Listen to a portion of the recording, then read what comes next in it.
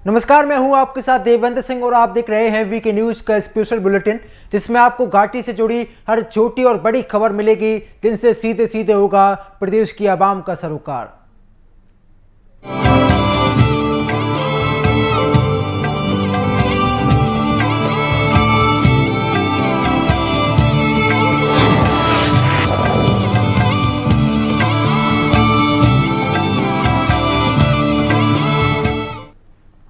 Jammu Kashmir peoples conference के वरिष्ठ उपाध्याय और पूर्व मंत्री अब्दुल गनी वकील ने कहा कि जम्मू में लोग हमारी पार्टी का दामन थाम रहे हैं और जिस तरीके से मौजूदा सरकार काम कर रही है, ऐसा लग रहा है कि लोग महंगाई से बेहद ही परेशान हैं और आने वाले वक्त में सज्जाद लोन को चीफ मिनिस्टर बनाएंगे। उनका यह भी कहना था कि जम्मू में हम लगातार अपना जनाधार बढ़ा रहे हैं।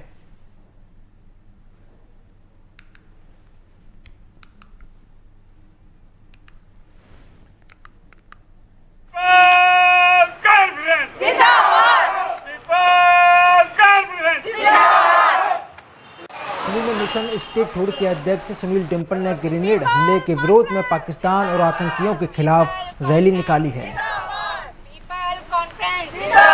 बारे में हमारी पार्टी ने पहले अपनी राय जारी की है, क्योंकि डिलिमिटेशन कमीशन जल्दबाजी में हुआ है और जो इस तरीके से हुआ है उससे जम्मू कश्मीर का जो ताना बाना है वो तहस नहस किया गया है। लिहाजा हम चाहते हैं डिलिमिटेशन कमीशन गांव-गांव जाकर डिस्ट्रिक्ट हेडक्वार्टर पर जाए और देखें कि इस जम्मू कश्मीर का जोड़ कैसा रहेगा। राजौरी पुंछ को अनंतनाग के मिलाने से गठजोड़ नहीं रहेगा। इसी तरीके से संग्रामा कॉन्स्टिट्यूंसी का नाम ही हटाया गया, शांगस हटाया गया। इसी तरीके से क्या इसको कहते हैं, यहाँ अंदरवाल का नाम हटाया गया। तो बहुत से कॉन्स्टिट्यूंसी का नाम ही नहीं रखा गया जिनकी हिस्ट्री थी। इसलिए हम चाहते हैं जो जम्मू कश्मीर का जो हदबंदी कमीशन हो वो दोबारा अपने इस मिशन को अगर आगे बढ़ाए, लेकिन इंसाफ करे दोनों रीजन के साथ, जिससे दोनों रीजन के लोग आपस में इत्तेहाद और इत्तेफाक से ज़िंदगी गुजारें, रहें और माल।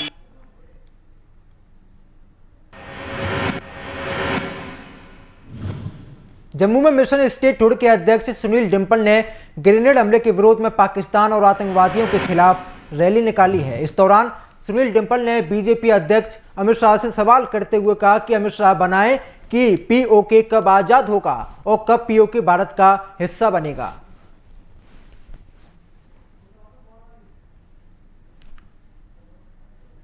तोयबा की बेगुनाह लोगों को जो संडे मार्केट में खरीद कर रहे थे और लोगों के ऊपर ग्रेनेडों से हमला किया। हम जैशे मोहम्मद लश्करे तोयबा के विरोध में ये प्रदर्शन कर रहे हैं कि आप ये जो लश्करे तोयबा के और इमरान खान और अजहर मसूद, लखवी और पाकिस्तान को मुंह तोड़ जवाब दे और हम पाकिस्तान के विरोध में यहाँ पे प्रदर्शन कर रहे हैं। अभी ये प्रदर्शन जारी रहेगा।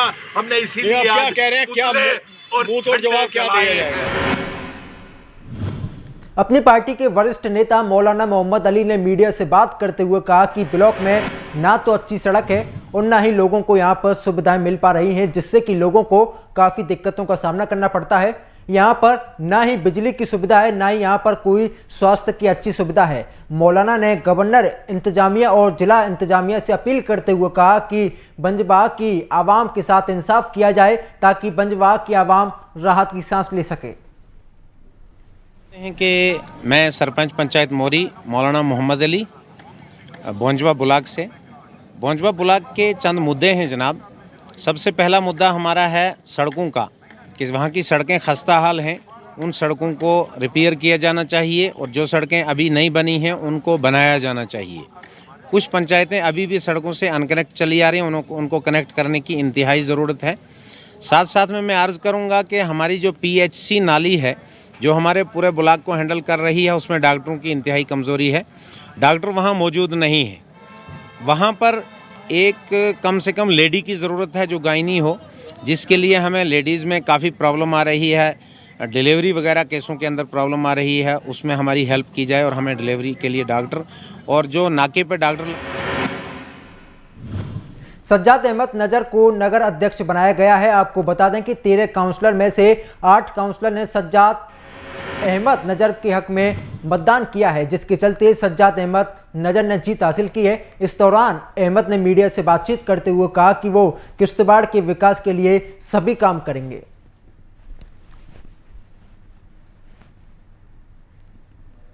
कि हम लोगों ने जो फैसला लिया तो ये इनकी नाकामी थी नेशनल कॉन्फ्रेंस और कांग्रेस की, जिन्होंने आज तक चेयरमैन वाइस चेयरमैन बना के अपने 40 साल इस किश्तवाड़ को नोचा हुआ था। तो आज हम सब काउंसलर्स से मिलके जो डेवलपमेंट चाहते हैं, जो काम करना चाहते हैं, उन्होंने फैसला लिया कि हम सज्जाद अहमद नजार को यहाँ चेयरमैन मुंतखब करें। पुलवामा के रहने वाले तारिक अहमद की सीआरपीएफ के जवानों ने न सिर्फ मदद की है बल्कि उनको कई तरीके के उपकरण भी मुहैया करवाए गए हैं। दरअसल तारिक अहमद के पास जरूरी उपकरणों की कमी है, जिसके बाद उन्होंने सीआरपीएफ के हेल्पलाइन नंबर पर फोन कर मदद मांगी थी, जिसके बाद सीआरपीएफ की टीम ने न सिर्फ उनकी मदद की है और साथ ही उनके कॉल का जवाब भी दिया।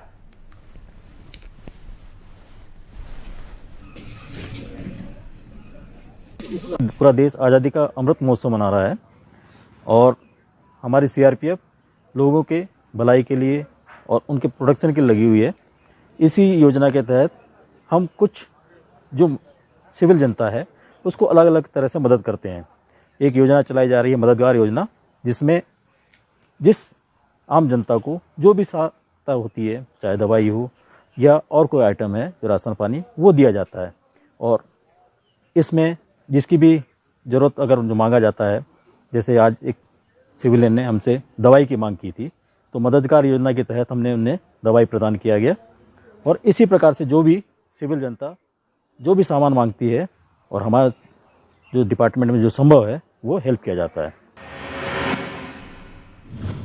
जम्मू कश्मीर के काजीकुंड में सीआरपीएफ ने ना मददगार की है और साथ ही मददगार साइट के माध्यम से जरूरतमंद मरीजों को मुफ्त में दवाएं भी बांटी हैं। इस दौरान कई मरीजों का इलाज भी किया गया है। आपको बता दें कि सीआरपीएफ समय समय पर इस तरह के कार्यक्रमों को आयोजित करता है ताकि ग्रामीण इलाकों में रहने वाले लोगों को कोई भी दिक्कत ना हो सके। पहला किसका है? नहीं, वो ले लो, कोई दिक्कत नहीं। हाँ, ठीक है।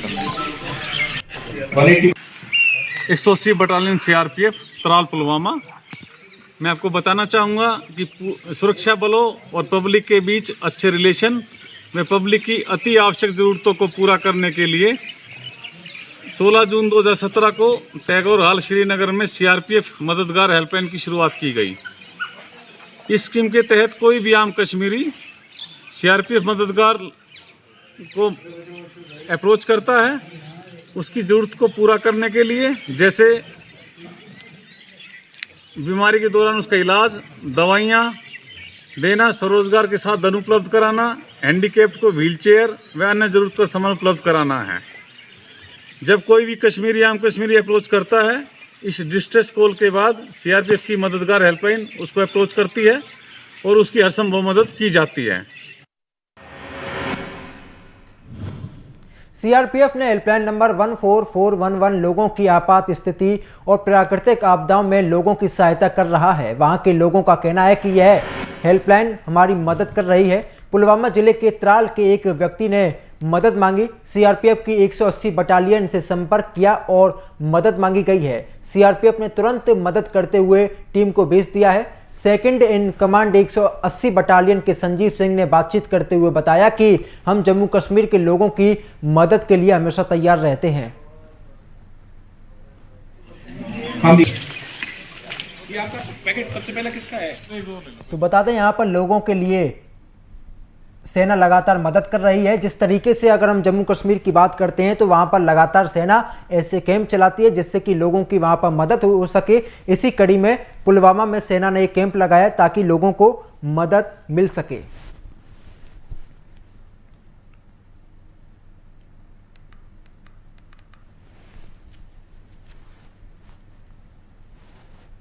बताना चाहूँगा कि सुरक्षा बलों और पब्लिक के बीच अच्छे रिलेशन में पब्लिक की अति आवश्यक ज़रूरतों को पूरा करने के लिए 16 जून 2017 को टैगोर हॉल श्रीनगर में सीआरपीएफ मददगार हेल्पलाइन की शुरुआत की गई। इस स्कीम के तहत कोई भी आम कश्मीरी सीआरपीएफ मददगार को अप्रोच करता है उसकी ज़रूरत को पूरा करने के लिए, जैसे बीमारी के दौरान उसका इलाज, दवाइयाँ देना, स्वरोजगार के साथ धन उपलब्ध कराना, हैंडीकैप्ड को व्हीलचेयर व अन्य ज़रूरत का सामान उपलब्ध कराना है। जब कोई भी कश्मीरी आम कश्मीरी अप्रोच करता है, इस डिस्ट्रेस कॉल के बाद सीआरपीएफ की मददगार हेल्पलाइन उसको अप्रोच करती है और उसकी हर संभव मदद की जाती है।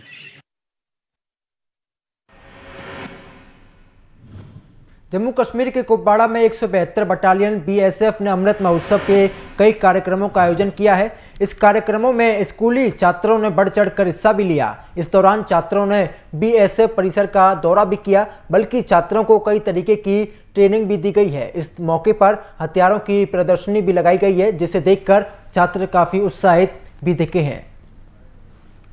भारतवर्ष ने अपने 75 साल पूरे कर लिए हैं और भारत सरकार की तरफ से इस पूरे वर्ष को आज़ादी के महोत्सव के रूप में मनाया जा रहा है और उसी श्रृंखला में आज भी आज़ादी का अमृत महोत्सव में देश की हिफाजत, देश की सुरक्षा के थीम देते हुए 172 बटालियन ने 4 दिन का प्रोग्राम रखा है, जिसमें आज हमने सबसे पहले अपने कैंपस का विजिट कराया है बच्चों को, जिससे कि उनको पता चलेगा कि जो बॉर्डरमैन है किस तरह के हालात में रह रहा है, क्या क्या उनके पास में फैसिलिटीज़ हैं। कुछ चीज़ें ऐसी होंगी जो उन्हें तैयार करेगी कि वो भी बाद में आकर ये सब को ज्वाइन करें और देश की सुरक्षा के लिए या देश को कुछ न। जम्मू कश्मीर के पुलवामा में विक्रेताओं ने प्रशासन पर कई गंभीर आरोप लगाए हैं। विक्रेताओं का कहना है कि बस स्टैंड के पास को वेंडर शेड बनाया गया है, उसमें किसी तरीके की कोई भी सुविधाएं नहीं है। बारिश के मौसम में काफ़ी परेशानियों का सामना करना पड़ता है। वहीं इस मामले में अधिकारियों का कहना है कि जल्द ही वेंडर शेड को ठीक कराया जाएगा और विक्रेताओं की परेशानी को दूर किया जाएगा। सबसे पहले आपका वेलकम यहाँ आने का, तो ये बात ठीक है, उन्होंने सही कहा है आपको, लेकिन जो वगैरह ये रेन वगैरह पिछले 5-8 दिन से हो रही है, स्नो भी हो रहा था, हमारा काम कुछ डेफर हो गया, लेकिन we assure you within 5-6 days इसकी वो CGI रूफिंग भी होगी और इसका वो पेंटिंग वगैरह वो भी कंप्लीट होगा विद इन 7 डेज। वो काम चल रहा है अभी, बिना कंप्लीशन के वो कैसे काम करेंगे उसमें, but still they have faith in us. हम 7 दिन के बाद उनको कंसर्न डिपार्टमेंट और लोकल बॉडीज वालों को ये हैंड ओवर करेंगे and they will allot them formally. बाकी जो उसमें जो बाकी वो काम था पेंटिंग वगैरह, वो पहले भी मैंने कहा CGI रूफिंग का, उसमें वेल्डिंग वगैरह का उसका इनकम्प्लीशन थी। हमने आज ही प्रोग्राम था, लेकिन बारिश हो गई, वहाँ करंट वगैरह का खतरा था, लेकिन कल वी होप मौसम ठीक रहेगा, कल से फिर काम लगेगा। वो बाई 25 जो मैं पहले भी कहा कि 25। कुपवाड़ा पुलिस ने 4 नशा तस्करों को गिरफ्तार किया है, जो कि पुलिस के लिए एक बड़ी कामयाबी है। इन तस्करों के पास से पुलिस ने नशे का सामान भी बरामद किया है। इस मौके पर SSP ने चेतावनी देते हुए कहा कि कुपवाड़ा के युवाओं को जो भी बर्बाद करने की कोशिश कर रहा है उसके खिलाफ सख्त कार्रवाई की जाएगी। मेरी तरफ से तो एक ही रिक्वेस्ट रहेगी, खासकर पेरेंट्स को, कि वो अपने बच्चों को थोड़ा उनको ऑब्ज़र्व करें। वो सुबह जब निकलते हैं, शाम को जब वापस आते हैं, उनकी ओरिएंटेशन को भी देखें। उनका जो किसी का कोई फ्रेंड सर्कल है उसको भी थोड़ा कहीं ना कहीं जांच करने की ज़रूरत है, क्योंकि जो पेडलर और जो लड़के इस नशे को फैला रहे हैं खासकर, उनके खिलाफ़ बहुत और आगे भी जितने भी लोग हमारी गिरफ्त में आएंगे बड़ी सख्त कार्रवाई होने जा रही है। और एक तो इसमें कई लोगों के तो वैसे फ्यूचर ख़राब हो जाएंगे और कई लोगों की वैसे, क्योंकि हर शख्स के साथ कोई ना कोई ज़िंदगी जुड़ी हुई है और उसको भी बड़ी तकलीफ़ होती है। जो शादीशुदा हैं उनके चक्कर में 2 घर जो हैं वो बर्बाद हो जाते हैं और काफ़ी जो सोशल इम्प्लिकेशंस हैं वो भी होती हैं। तो मुझे लगता है कि उन लड़कों को यहाँ इस नशे की जो फैलाव से बाज आना चाहिए, ताकि समाज को एक अच्छा, बेहतरीन और पॉजिटिव जो है वो बनाया जाए, हेल्दी। जम्मू कश्मीर के कुपवाड़ा जिले के लंगेट इलाके में बने नाला मावर में एक शख्स डूब गया। वहीं हादसे की सूचना मिलते ही पुलिस मौके पर पहुंची है। पुलिस ने रेस्क्यू को शुरू कर दिया है और साथ ही युवक की तलाश भी की जा रही है। स्थानीय लोगों की मदद से पुलिस ने रेस्क्यू किया है।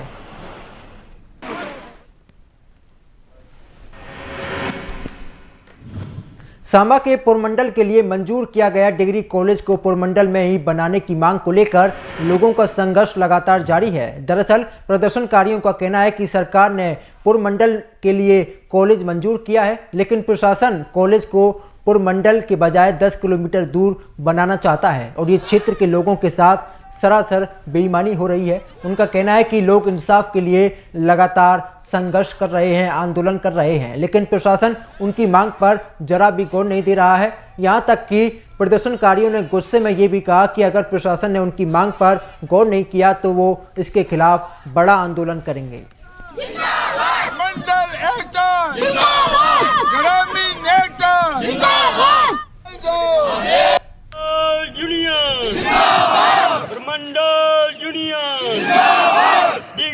हूँ कि जो ये डिग्री कॉलेज है ये प्रमंडल के नाम पे सेक्शन हुआ था 2018 को, और ये जो कॉलेज है ये प्रमंडल ही बनना चाहिए, क्योंकि इसका डिग्री कॉलेज का नाम है डिग्री कॉलेज एट प्रमंडल, ना कि कटवालता। कटवालता में 4 गांव पड़ते हैं, जो कि रोड कनेक्टिविटी बहुत अच्छी है, गाड़ियों की फैसिलिटी है। प्रमंडल में जो है वो 20-25 गांव है, कोई रोड कनेक्टिविटी नहीं है। उसके साथ बच्चे जो हैं पैदल आते हैं, बच्चे ऊपर से पैदल आएंगे 10 किलोमीटर इधर, फिर इधर से गाड़ियों का वेट करेंगे, फिर वो कॉलेज जा पाएंगे। मैं गवर्नमेंट के आगे यही अपील करता हूं कि जो ये डिग्री कॉलेज है ये पूंछ के डिग्री कॉलेज में पुलिस की ओर से एक कार्यक्रम का आयोजन किया गया, जिसमें कई कलाकारों ने बढ़ चढ़कर हिस्सा लिया है। इन कलाकारों ने नाटक के जरिए लोगों को जागरूक किया है, बल्कि नशे से दूर रहने की सलाह भी दी है। पुलिस अधिकारियों का कहना है कि इस तरीके के कार्यक्रम लगातार किए जाने चाहिए ताकि युवा नशे से दूर रह सकें। शुक्रिया। सबसे पहले आपको पता है कि जम्मू और कश्मीर पुलिस का एक प्रोग्राम है, सिविक एक्शन प्रोग्राम। इस प्रोग्राम के तहत ऐसे मुद्दे पर जो समाज से वाबस्ता होते हैं, जिसको सामाजिक बुराइयां होती हैं, और डिफरेंट तरह के स्पोर्ट्स की कार्रवाई की जाती है। इसी सिविक एक्शन प्रोग्राम के तहत आज हमने जो प्रोग्राम किया है, जो zonal police headquarter AD Jammu zone Mukesh Singh साहब, डीजी अपने दिलबाग सिंह साहब और सीनियर अफसरों का प्लान था कि कोई नशे की वबा है जो समाज में फैल रही है, इसमें नौजवान नस्ल को और जागरूक करने के लिए हमको प्रोग्राम करें, ताकि हमारा मैसेज डाउन द लाइन जाए और आम लोगों के साथ कनेक्ट कर पाएँ।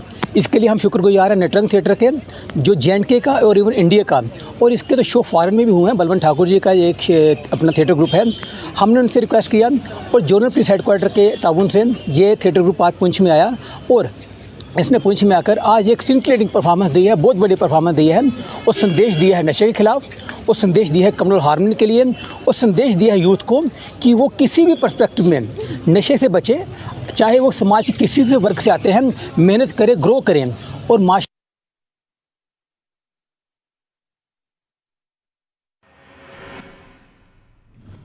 कश्मीर में स्कूल खुलने से उनके बच्चे और साथ ही परिजन भी काफ़ी खुश साफ तौर पर देखे जा सकते हैं। अगर हम बात करते हैं वहीं स्कूल पहुंचने पर स्कूल प्रशासन ने भी बच्चों का जोरदार स्वागत किया है। हालांकि इस दौरान कोरोना प्रोटोकॉल का ध्यान भी रखा गया है। आपको बता दें कि कोरोना के चलते स्कूल बंद पड़े थे और बच्चों को ऑनलाइन पढ़ाई करनी पड़ रही थी। तालीम हर एक नस्ल के लिए ज़रूरी है, और एक उम्मत को कामयाबी की राह दिखाने के लिए जो सबसे बड़ी जो सबसे बड़ा जो ज़रिया है वो तालीम है। और हम वो उम्मत है जिसकी शुरुआत ही इक़रा से हुई है। हमें उम्मती इक़रा भी कहा जाता है, यानी हमारी जो शुरुआत हुई, हमारे दौर की जो इब्तिदा हुई वो तालीम से ही हुई। तो हम भी इसी मिशन को आगे ले जाकर हम भी इन नौनिहालों की, हमारी उम्मत के जो, हमारी कौम के जो नौनिहाल हैं। जम्मू कश्मीर के गांदरबल जिले के रहने वाले 11 साल के मोहम्मद जसीर 5 साल से पेंटिंग कर रहे हैं। जसीर ने अब तक कई प्रमुख व्यक्तियों के चित्र भी बनाए हैं और जसीर जिंदगी में बड़ा करना चाहते हैं। मोहम्मद जसीर गांदरबल के न्यू ड्रीमलैंड एजुकेशन इंस्टीट्यूट में छठे ग्रेड में पढ़ते हैं। साथ ही जसीर ने कहा कि मेरी माँ मुझे लगातार सपोर्ट करती हैं।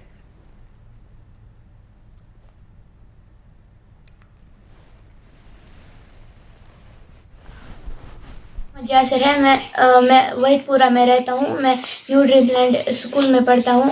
मेरी एज 11 ईयर्स है। मुझे बचपन से ये पेंटिंग का शौक है। मैं बचपन से यही सोचा था मैं पेंटिंग बनाऊंगा। सब लोगों को देखता था ये लोग पेंटिंग कर रहे हैं, मैं भी फिर करता था। फिर मैं कभी कभी रफ पे भी बनाता था, स्कूल के रफ पे। फिर मुझे टीचर से डांट भी पड़ती थी, ये क्या कर रहे हो। मेरे लिए सब कुछ चीज़ें लाते हैं। मैं जो भी उनको कहता हूँ वो मेरे लिए लाते हैं सब कुछ।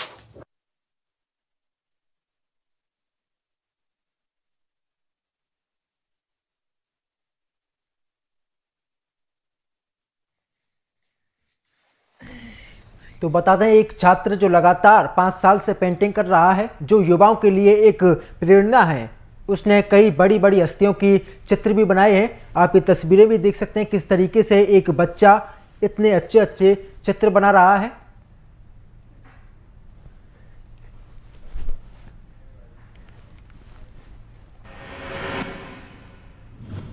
हंदवाड़ा में धार्मिक उपदेशक मौलाना मंजूर किरमानी को उनकी पहली पुण्यतिथि पर याद किया गया है। किरमानी की जीवनी पर टाउन हॉल में पुस्तक का अनावरण भी किया गया है। इस कार्यक्रम में किरमानी के परिवार वालों ने उनको याद किया है और साथ ही इस दौरान कई लोग भी मौजूद रहे।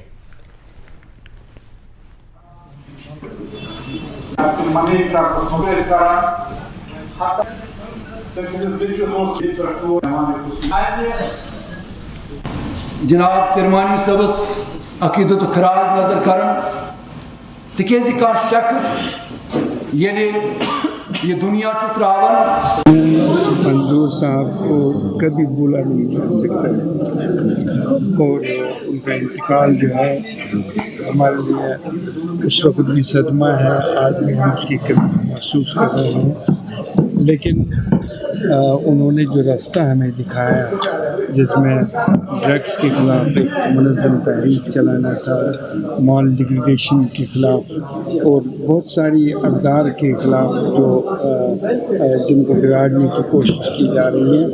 और मैं समझता हूँ कि वो हमारे लिए आज मिशन राह है और हमें उस पर गामज़न रहना है और हम उस पर गामज़न रहेंगे, काम करते रहेंगे।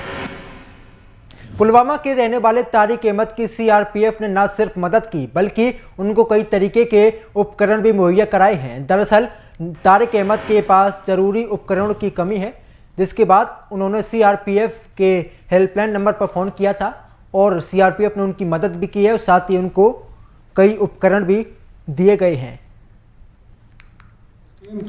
जम्मू कश्मीर में विशेष तौर पर चलाई जा रही है, जिसको मददगार के नाम से यहाँ की जनता जानती है। तारिक जो पेशे से कारपेंटर है, ये निकास का रहने वाला है। एक दिन ये हमारी यूनिट पे मदद मांगने के लिए आया और इसने हमें बताया कि चूंकि इसके पास कारपेंटर के टूल्स नहीं हैं, तो इसलिए ये अपने घर परिवार को पूरे अच्छे से नहीं देख पा रहा है। अगर इनको ये सामान मिल जाएगा तो ये अपने बच्चे को अच्छे से पढ़ा सकता है और अपने परिवार का देखभाल भी कर सकता है। मैंने इन्हें पुनः मददगार में अप्रोच करने के लिए बताया। इन्होंने मददगार के जो टोल फ्री नंबर है 1441 उस पर बात की और आज मददगार की तरफ से इनको ये टूल्स उपलब्ध कराए जा रहे हैं। मुझे उम्मीद है कि इस टूल से ये इसकी जो जीवन का स्तर है उसको बढ़ाने में सीआरपीएफ का अपना। जम्मू कश्मीर के काजीकुंड में सीआरपीएफ ने मददगार साइट के माध्यम से जरूरतमंद मरीजों को मुफ्त में दवाई बांटी है। इस दौरान कई मरीजों का इलाज भी किया गया। आपको बता दें कि सीआरपीएफ समय समय पर इस तरीके के कार्यक्रमों का आयोजन करता है ताकि ग्रामीण इलाकों में रहने वाले लोगों को कोई भी दिक्कत ना हो सके और साथ ही उनको इलाज भी अच्छी तरीके से मिल सके। पूरा देश आज़ादी का अमृत महोत्सव मना रहा है और हमारी सीआरपीएफ लोगों के भलाई के लिए और उनके प्रोटेक्शन के लिए लगी हुई है।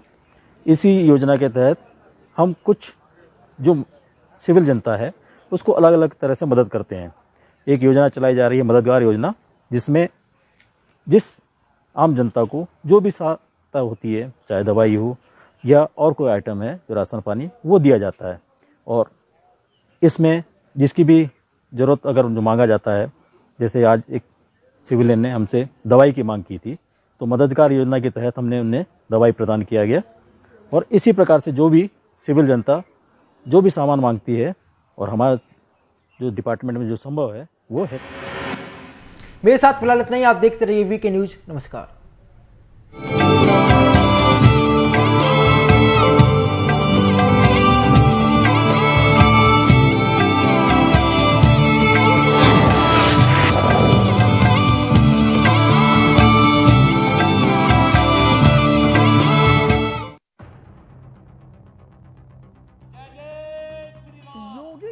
क्या है योजना?